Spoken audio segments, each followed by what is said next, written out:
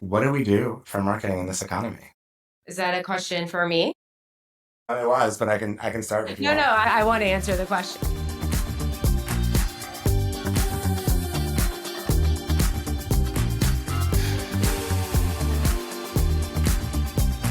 Hey everyone, you're listening to Where Brands Get Their Edge, sponsored by Nickel Bond. If you're in marketing, we've got the tools. If you're a founder, we've got the truth. Either way, your brand's about to level up. This is my co-host and partner, Amanda. What's up, Amanda? What's up, Borzou? How are you? I'm great.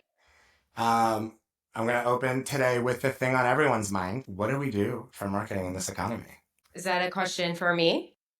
It was, but I can start if you No, want. I want to answer the question. It's kind of this has happened, not this specific thing has happened, but we've been in up and down economies many times. And the most important thing is to never stop marketing. It is actually more important to continue marketing perhaps in a down economy, but that doesn't mean that you don't change the way you market. But the thing is, these days, people have already started doing that a lot with the advent of AI. Everybody's already changing what they're doing with marketing. So we've already been on our toes with this, and it really depends what your business is on making the smartest decisions and what's going to make the biggest impact with the smallest amount of resources. But the answer is to keep doing it.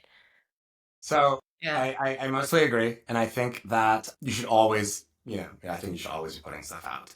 But I also am like very conscious of this is, you say this has like kind of happened before, but kind of not really. We're in Oh, unprecedented. no, this has Normally, never happened before. yeah, normally we know what a recession trend and trajectory looks like. And depending on your take on what's happening right now, things are going to be either a lot better or a lot worse real quickly. And so we have a different level of unpredictability, I feel like. And, I always tell people not to come to me for financial advice, but I do think businesses need to make sure their bottom line is tight first, right? Like you should not be losing money to market. But I do think once you have that kind of squared away, right? Like you want to be in the black, unless you're like pre-revenue, start raise a bunch of money, like you're spending someone else's cash. You want to make sure you're going to be able to keep the lights on. But even with that, you want to cut fat, not muscle, right? So don't cut off the most important lifeline. You can keep doing storytelling, you can keep posting stuff, organic social SEO. That's like not the most expensive things to do, right? Like maybe cut ad budget if you, depending on like what brings you the most business. So more of like a don't stop, like reallocate and be smart, because nothing is worse, I think, than trying to spend your way out of a unprofitability problem. Well, that's the thing though, is that not all marketing and sales efforts really affect, you don't have an overhead cost for all of them. And a lot of them just may take time for your internal team that you're paying already or for the founder or CEO. Usually that's the case. But the bottom line is you really do need to continue it because what's going to happen in any case, when you stop all marketing efforts, you will end up with a dried up pipeline. And then depending on how long your sales cycle is, you will have nothing to go, like nothing to start with for maybe weeks or months once you decide to restart marketing when you've realized that you have no pipeline. And there's also a lot of opportunity in a scenario where other people are stopping spending in marketing. It's a unique opportunity to grab market share, especially if you're being creative. Everyone always complains about how hard it is to cut through the noise and compete with other companies. They're taking their foot off the gas. This is a great time for you to step up and steal some of their prospective customers. I agree with that. I mean, and there's a lot more that we could say on this topic, but it really just what you should do in this market 100% depends on where you are as a business and what your target market is and what you're selling. Yeah, someone told me recently it's better to be in a good business than to be good at business. And I feel like we're entering one of those times. Well, I like to say that your best marketing is running a good business.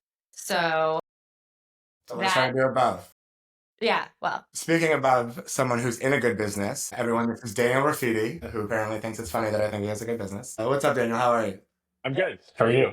You want to give everyone who does not know you like a 30-second intro on you and Paystead? Sure. I am Daniel Rafeedie. I'm the founder and CEO of Paystead. We are a payroll and managed services provider. And so we work with many small, mid-sized businesses to sell and implement different payroll and HR systems. But in addition to that, we provide ongoing managed services for many of them. That can include running, payroll, processing, onboarding, managing benefits administration, sort of being the glue between the many different pieces of the organization that typically nobody really oversees in a small business. So we offer that as a fractional service on top of the software. Well, and you are someone who, and we don't have to do the whole backstory, but found your way into a good business. This wasn't the business you originally planned to start, but you saw the opportunity, you went after it, and are crushing it now. Um, so tell us, what is your marketing question? Yeah, I think this actually goes well with the conversation that you and Amanda just had. But really, it is when is the right time to hire a salesperson, somebody that's dedicated to it. And some of the conversation, I think more of like Amanda's point was, if you already have this infrastructure of salespeople and you're not feeding them with the marketing engine, then you're sort of losing on two sides of the business, right? Because you have like the dead weight. So it's like you're really in bad shape. You got to get rid of the salespeople if you're not going to spend on the marketing. Otherwise, they got to build, right? But if you're not there and you don't have that infrastructure, when is the right time to turn on the sales team in addition to maybe some of the marketing efforts? So this is really Amanda's area of expertise. I will tell you what my personal strategy is. I don't know if she's gonna feel the same way, but I like doing sales. I'm good at doing sales, and I'm probably not gonna look at someone until we have so much deal flow coming in that like between me and Amanda, we. Well, you have me. I'm also is you're not alone. We're both doing sales. So, I mean, this is just so there's so many questions within this question here. The first part is that you should hire a salesperson when you can't handle anything, like everything that's coming in.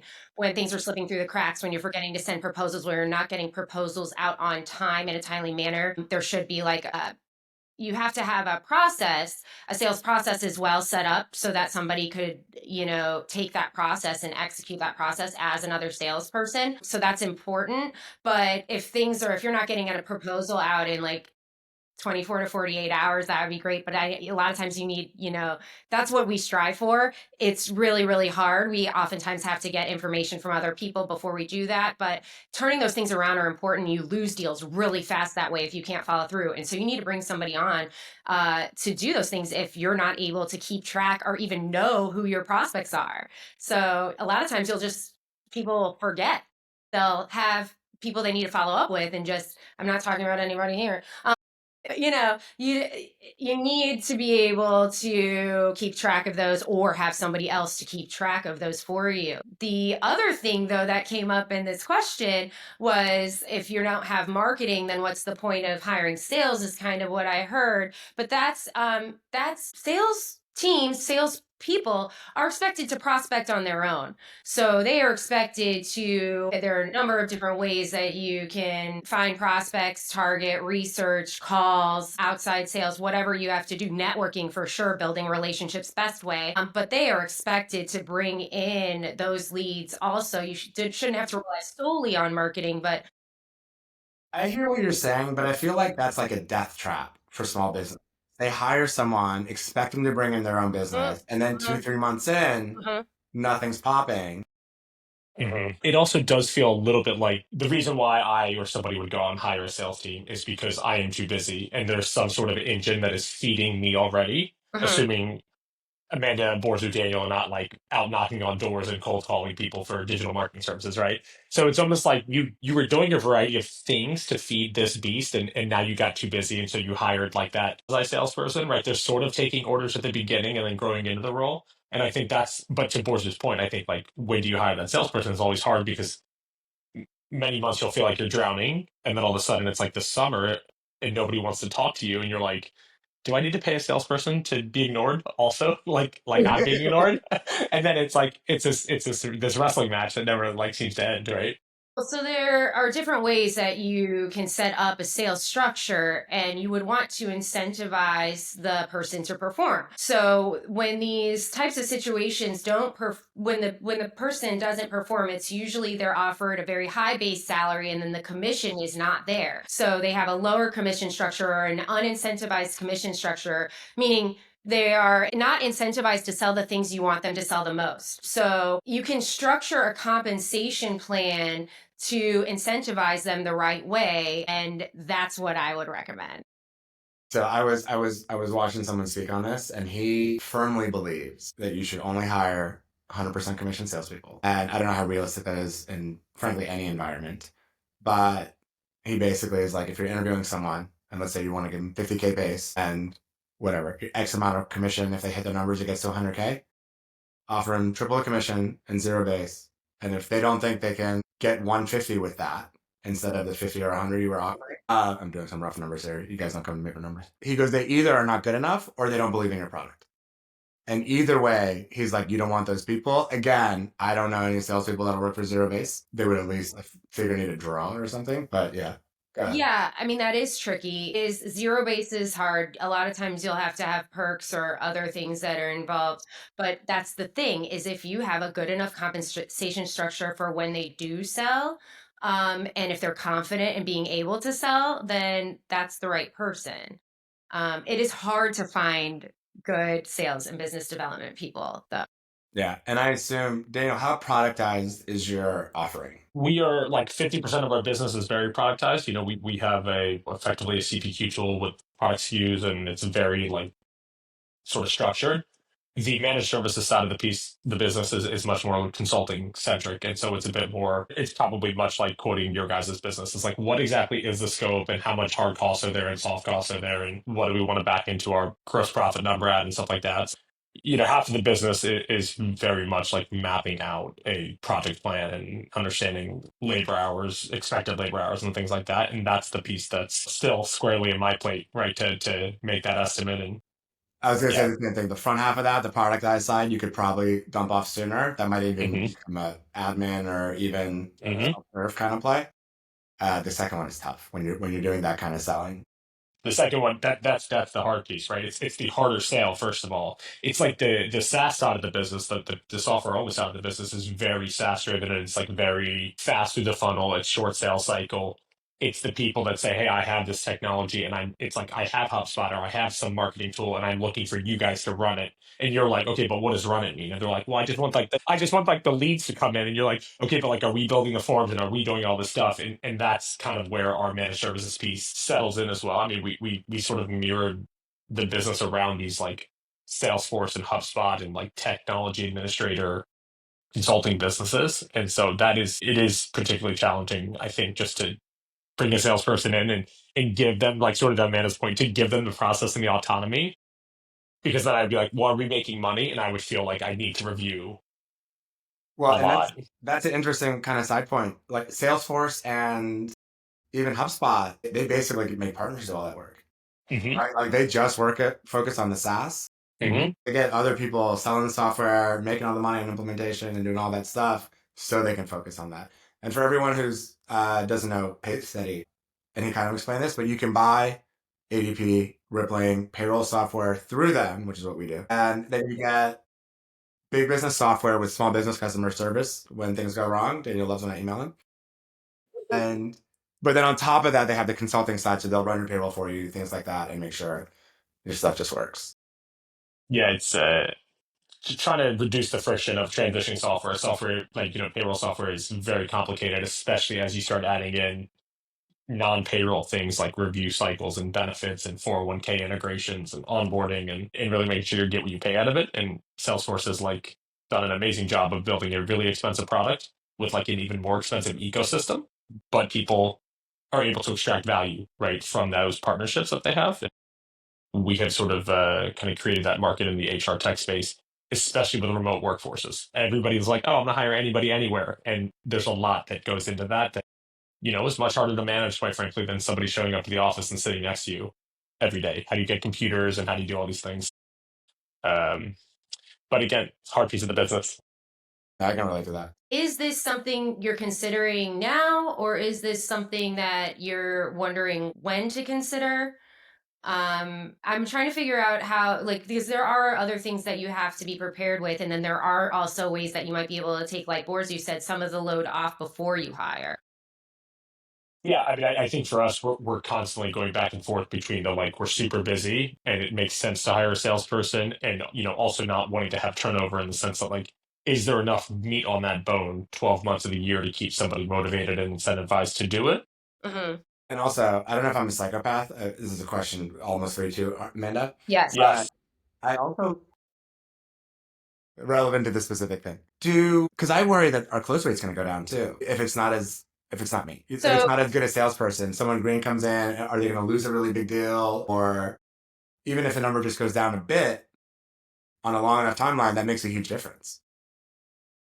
Not if it's of a bigger number though, right? The argument would be that if you're doing twice as much proposal work, I hope. I don't know. first of all, are you missing things, or do you even know? Like, that's another thing. You might not even know you're missing No things. one wants to get called out about missing things on Well, something that's going to live okay, on the say you internet. are. I'm just Okay, kidding. fine. You That don't have was to mostly a answer dig that at her for question. coming out for earlier. I can give you guys examples, right? We have clients that we have pitched Mhm. and we sent them a proposal and they're like, hey, it's a bad time to switch payroll software. Like, okay, cool. We'll follow up with you in 6 months or towards the end of the year, like whatever the case may be. And we follow up with them in 6 months and they're like, oh, we switched to Gusto. And we're like, we could have done that for you. Like, why didn't you call me back? I sent you a proposal. It was like, and had you had a proactive sales team that was like, yes, we do send them marketing emails, but like they unsubscribe or whatever the case may be. But if you had somebody who was actually had a follow up cadence that involved like picking up the phone and calling them and making sure they get in touch, that's where I think this question has come from, Amanda. Is like, you take it on the chin a few times with some big accounts that you kind of invested time into, and then you realize they bought the exact thing that you sell, and they're like, oh, I like totally forgot about our conversation. And I was like, well, It's that's mean, my nightmare. but My nightmare. like I should have called you, right? And that's where I'm thinking like if you had those salespeople that Well, focused on that. exactly. So Yeah. and so then when you're caught up on, do we have enough to last these months during slow months? Do we have enough, leads, all that stuff? Like what the money you're putting out? You're thinking about the money you're putting out. What you're not thinking about is the money you're actually losing.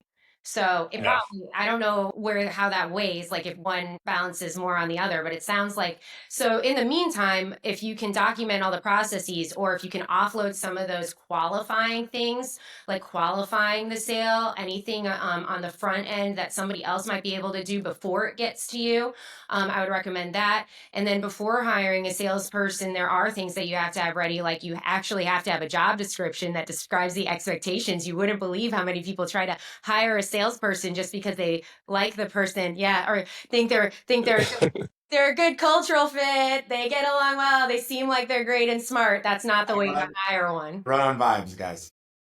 I know, weird job here. And then other things like, you have a CRM. It sounds like you guys have Salesforce, set up and working, and that's important.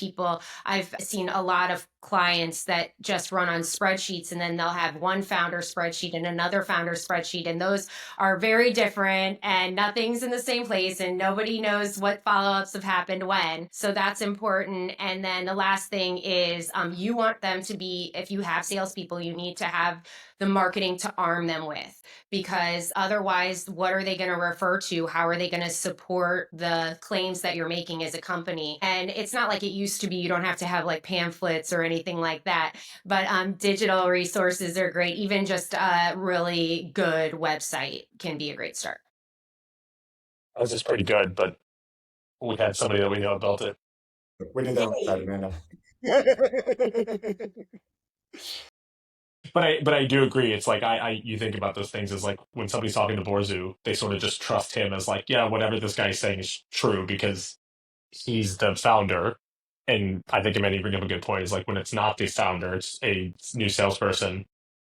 They want a little bit more literature where it's documented. It was like, no, there was no like cross wires here. Like this is actually what I read on your document that you sent me. Yeah, you want everyone speaking the same language all the way up and down. Mhm. That's a good point. Yeah, that's it's much easier to sort of communicate it verbally as the founder. It's like this is exactly what I built. I know everything about this business. That's the other thing. But yeah, You as a founder, you're always going to be the best salesperson. There are very rare situations where that's not the case, and it's just that person can't articulate things or like very long-winded or something like that. But usually you have embodied the offering, you just know it, you're most passionate about it. It's easier for you to communicate and deal with objections more than anybody else can. Payroll. That's just, I mean, well, I well, don't I know. mean, I even see it now with our account management teams. It's like what do we do, what don't we do, what's in scope, what's out of scope, and then and of course, like we want to say yes as much as possible. Like you certainly don't want to overrepresent what your capabilities are. And so, but I think, like, to your point, it's a lot about structure and systems, and making sure that those are in place as well for these people to come in and thrive in a sales role, which makes a lot of sense. And if there's any way that you can have some sort of qualifier in there before you have to take your time to try to sell, that can take some of the burden off you and make sure that the person that's coming to you is an actual qualified prospect and not just a lead that comes in. Yeah, it's a good point. Almost like a pre-sales opportunity, right? Or like micro sale opportunities until. Yeah, and maybe even Yeah. funnel it off if there's not an opportunity for the consulting side. Yeah, that's a good point. All right. You Yeah. guys feel good about this? Super helpful. I did. Thank you, Daniel, for coming. Thank you, Amanda, for hosting. Thank you, everyone, for watching. We will tag everyone below, left, right, side, somewhere, so you can find Daniel or us if you have any questions in the future. Awesome. Thank you, guys. Thanks, guys. Thank you.